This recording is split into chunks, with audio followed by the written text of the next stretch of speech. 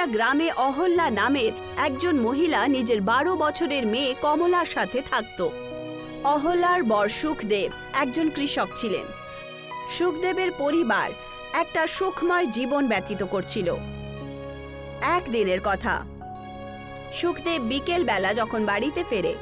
কি হয়েছে আলিয়া, আজকে তোমাকে এমন মন খারাপ দেখাচ্ছে? কখনো কখনো এই গ্রামের ব্যাপারে ভেবে খুব চিন্তা হয় গো। তুমি কি বলতে চাইছো বুঝতে পারলাম না।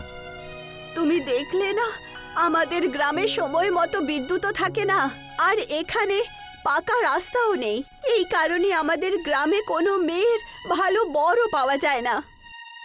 এই শোনো, তুমি যা ভাবো সেটা নিয়ে আমার খুব ভালোই লাগে, কিন্তু এটা ভাবা তোমার তো কাজ নয়, বরং আমাদের গ্রামের প্রধান আর জমিদারদের কাজ, তাই না? কখনো কখনো আমার গ্রামের লোকেদের ওপর খুব দয়া হয়। আমাদের গ্রাম একটা সুন্দর পাহাড়ে আছে। দিয়ে আমাদের গ্রাম বিকশিত হয় তাহলে অনেকগুলো যাত্রী আমাদের গ্রামে ঘুরতে আসতো। আমি চাই যে আমাদের গ্রাম খুব উন্নতি করুক, আমাদের গ্রামের নাম সমস্ত পৃথিবীতে চমকায়। আরে এতে আমার মতন অশিক্ষিত একজন লোক কি আর করতে পারে তুমিই বলো? শুধুমাত্র তুমিই একজন হলে পড়াশোনা জানে যে মহিলা। আরে আমাদের গ্রামে তো আরও লোকজন ভালো করে চিঠিও পড়তে পারে না। আর এদিকে আজকালকার যুগ হলো মোবাইলের যুগ।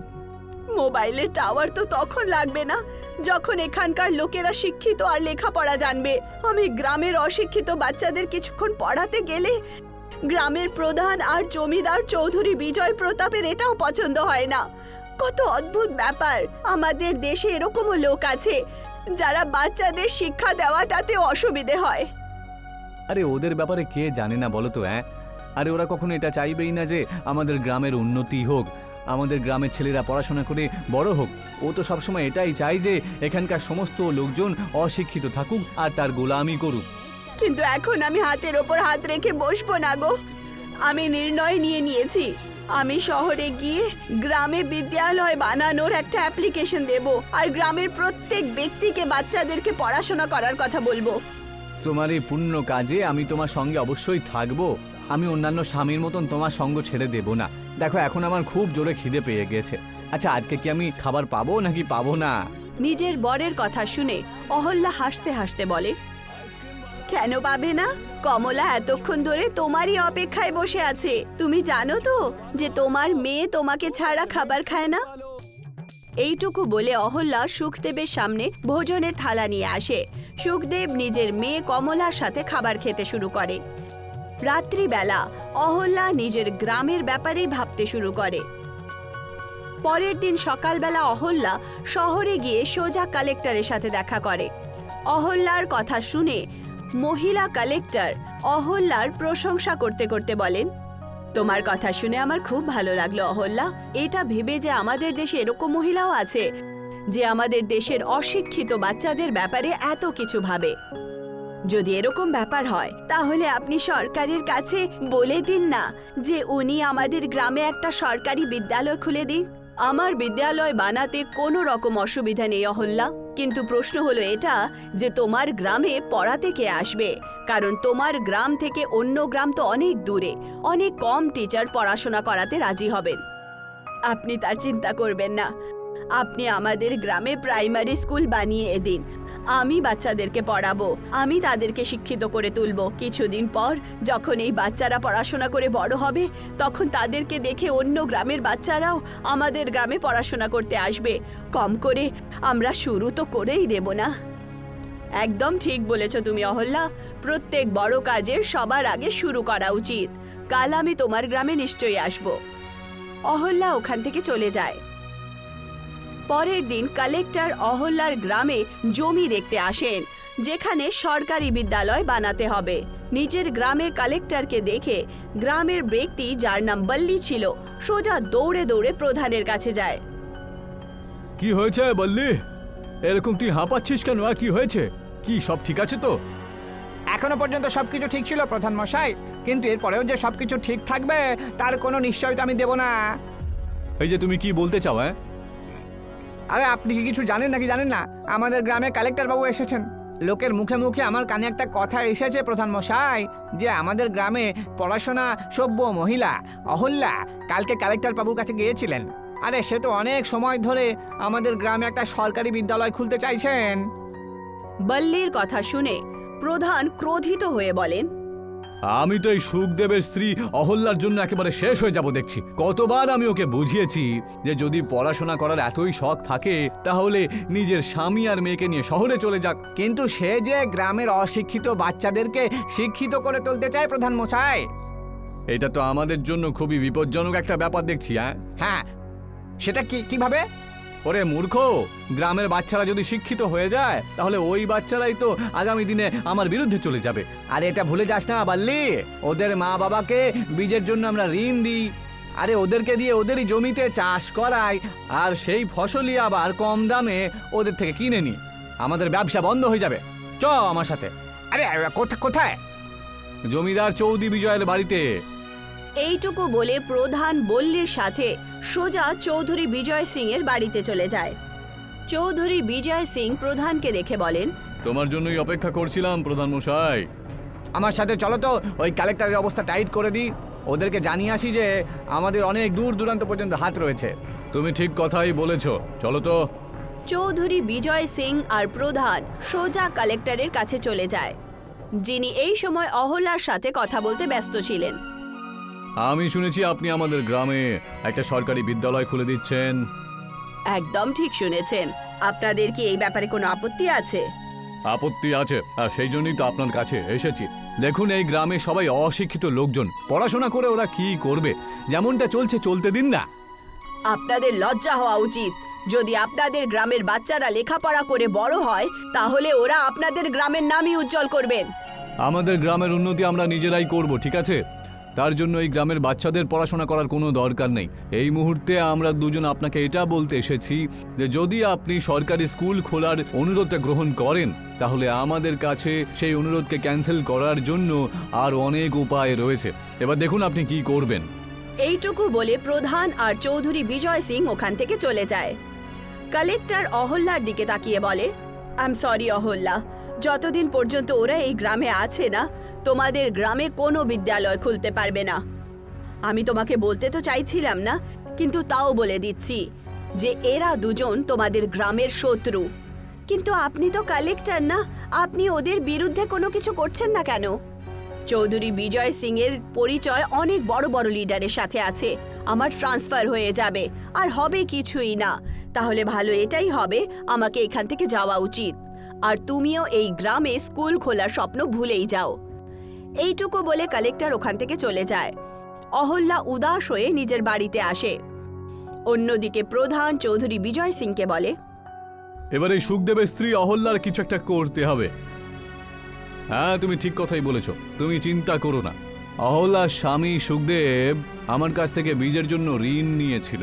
হ্যাঁ, কিন্তু সে তো গ্রামের প্রথম মানুষ যে কোনো কাগজে একবারে টিপছাপ দিয়ে সই করে না। ওর কি করব আমরা? আরে ভুলে যেও না প্রধান, যে সমস্ত কাজ কিন্তু আইনের মতে হয় না। এই গ্রামের চৌধুরী আমি সব কিছু করতে পারি। পরের দিন চৌধুরী বিজয় সিং আর প্রধান সোজা সুখদেবের খেতে চলে যায় আর সুখদেবের খেতে কবজা করে নেয়। সুখদেব উদাস হয়ে সোজা নিজের বাড়িতে চলে আসে আর এসে ও দেখতে পায় যে অহল্যা আর কমলা বাইরে উদাস দাঁড়িয়ে আছে। তোমরা দুজন বাড়ির বাইরে মন খারাপ করে দাঁড়িয়ে আছো কেন? বিজয় সিং আর প্রধান নিজেদের গুন্ডা পাঠিয়ে আমাদের দুজনকে বাড়ির বাইরে বার করে দিয়েছে। নিজের বউ অহল্যার কথা শুনে সুখদেব প্রচন্ড চিন্তিত হয়ে ওঠে। অহল্যার রাগের চোটে সোজা চৌধুরী বিজয় সিং এর বাড়িতে পৌঁছায়। তোমার কি মনে হয় চৌধুরী, যে তোমার এই ধমকিতে আর তোমার এই ক্রূরতা দেখে আমরা ভয় পাবো? আমি এখন এই গ্রামে বিদ্যালয় খুলেই ছাড়বো। আমিও দেখি যে তুমি আমার ওপরে কত অত্যাচার করতে পারো। এই মুহূর্তে গিয়ে নিজের থাকার ব্যবস্থা করো অহল্যা। তোমার নাম অহল্যা হতে পারে ঠিকই, তবে তুমি কিন্তু ঝাঁসির রানী নয়, বুঝলে? অহল্যা কাঁদতে কাঁদতে ওখান থেকে চলে যায়। সুখদেব নিজের পরিবারকে নিয়ে জঙ্গলে ঘুরতে শুরু করে। তক্ষুনি একজন বয়স্ক মহিলা কোমর ঝুঁকিয়ে একটা বড় মটকা নিয়ে অহল্যার কাছে এসে বলে, কি হয়েছে বাবু, তুমি কাঁদছো কেন? অহল্যা ওই বয়স্ক মহিলাকে দেখতে শুরু করে দেয়। অহল্যা ওই বয়স্ক মহিলার চোখে একটা মমতা দেখতে পায়।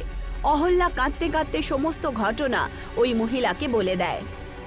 এই সংসারে যখনই কোনো মনুষ্য ভালো কাজ করে তখন তার অনেক শত্রু হয়ে ওঠে।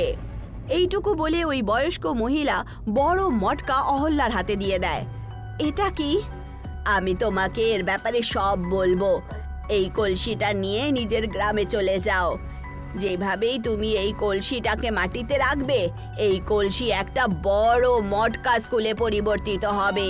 এটা একটা জাদুই কলসি। এইটুকু বলে ওই মহিলা ওখান থেকে চলে যায়। সুখদেব নিজের বউকে বলে, কে ওই মহিলা? জানি না কে ছিল, কিন্তু জানি না কেন ওই মহিলার কথায় আমি সত্যি দেখতে পাচ্ছি। তোমার কি সত্যি মনে হচ্ছে যে এই কলসিটা কলসি স্কুলে পরিবর্তন হয়ে যাবে? চেষ্টা করতে কি যাচ্ছে, চলো যাওয়া যাক। সুখদেব নিজের পরিবারের সাথে গ্রামে ফেরত চলে আসে।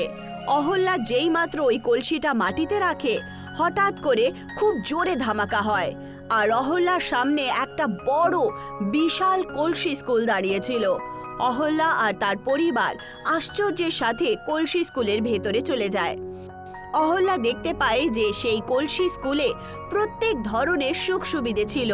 ওখানে খাবার দাবার আর থাকার জিনিসও, আর অনেকগুলো বই খাতা আর কম্পিউটারসও ছিল। ওই মহিলা একদম ঠিক বলছিল গো। এখন আমাদের থাকার চিন্তাও শেষ হয়ে গেল। কাল থেকে আমি এই গ্রামে এই কলসি স্কুলেই সবাইকে পড়াবো। সেই দিনের পর থেকে অহল্যা গ্রামের প্রত্যেকটা দরজায় ধাক্কা মারতো আর নিজের কলসি স্কুলে বাচ্চাদেরকে পড়াশোনা করতে বলতো। শুরুতে গ্রামবাসীরা নিজের বাচ্চাদেরকে পাঠাতে একটু অস্থির হতো, কিন্তু পরে সবকিছু সামান্য হয়ে যায়।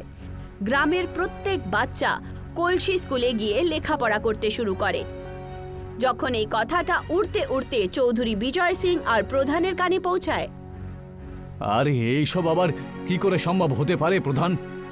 আরে সেটা তো এখন আমরা ওই কলসি স্কুলে গিয়েই জানতে পারবো, ঠিক কি না? চৌধুরী বিজয় সিং আর প্রধান সোজা সেই কলসি স্কুলের ভেতরে যায়। ভেতরের দৃশ্য দেখে ওদের চোখ আশ্চর্যের চোটে ছানা বড়া হয়ে যায়। অহল্যা ওই সমস্ত বাচ্চাদেরকে পড়াচ্ছিল। আরে এইসব কি অহল্যা? এক্ষুনি বাচ্চাদের পড়াশোনা করানো বন্ধ করো, নয়তো তুমি কি করবে? তোমার কোনো ধারণা নেই যে আমরা কি করতে পারি। চৌধুরী বিজয় সিং এটুকু বলেই ছিল, তক্ষুনি কলসি স্কুলে সাইরেন বাজতে শুরু করে। দেখতে দেখতেই চৌধুরী বিজয় সিং আর প্রধান নিজেকে একটা খাঁচায় পায়। ওই খাঁচার ভেতর থেকে আওয়াজ আসছিল, তাড়াতাড়ি চিফ মিনিস্টারকে কমপ্লেন করো। ওই আওয়াজ শোনা মাত্রই অহল্যা হাসতে হাসতে গ্রামের কিছু বাচ্চাদেরকে বলে, তাড়াতাড়ি আমাদের প্রদেশের চিফ মিনিস্টার একটা ইমেল পাবেন। ইমেল কি করে পাঠাতে হবে এটা আমি তোমাদেরকে কিছুদিন আগেই বলেছি। গ্রামের বাচ্চারা ফটাফট চিফ মিনিস্টারকে ইমেল পাঠিয়ে দেয়। এটা দেখে চৌধুরী বিজয় সিং আর প্রধানের চেহারা সাদা হয়ে ওঠে। দেখলে তোমরা শিক্ষার জাদু? কত তাড়াতাড়ি এই বাচ্চারা তোমাদের দুজনের বিরুদ্ধে চিফ মিনিস্টারকে ইমেল করেছে। এখন তোমরা দুজন ততক্ষণ এখানে থাকবে যতক্ষণ শহরের পুলিশ এখানে না আসে। প্রধান আর চৌধুরী বিজয় সিং চিৎকার চেঁচামেচি করতেই থাকে, কিন্তু তাদের আওয়াজ বাইরে পর্যন্ত আসছিল না। পরের দিন পুলিশ প্রধান আর বিজয় সিংকে অ্যারেস্ট করে জেলে পুরে দেয়। অহল্যা এখন খুলে কলসি স্কুলে আশেপাশের লোকেদের বাচ্চাদেরকে পড়াতে শুরু করে। কিছুদিন পর সেই বয়স্ক মহিলা অহল্যার সাথে দেখা করতে আসে। আপনি বললেন না যে আপনি কে? তোমার জন্য শুধু এইটুকুই জানা কাফি যে আমি একটা অন্য পৃথিবীর বাসী, আর এই জাদুই কলসি আমাদের দুনিয়াতে একটা গ্যাজেট, আর তোমার পৃথিবীতে একটা জাদুই মটকা স্কুল। এখন থেকে এটা তোমার হলো। এইটুকু বলে ওই বয়স্ক মহিলা ওখান থেকে চলে যায়। অহল্যা আজও নিজের জাদুই কলসি স্কুলে বাচ্চাদেরকে শিক্ষিত করে তোলে, তাও বিনামূল্যে। অহল্যার বাচ্চাদেরকে পড়ানোর ইচ্ছেটাকে দেখে ওখানকার চিফ মিনিস্টার আর কালেক্টর তাকে সম্মানিত করেন।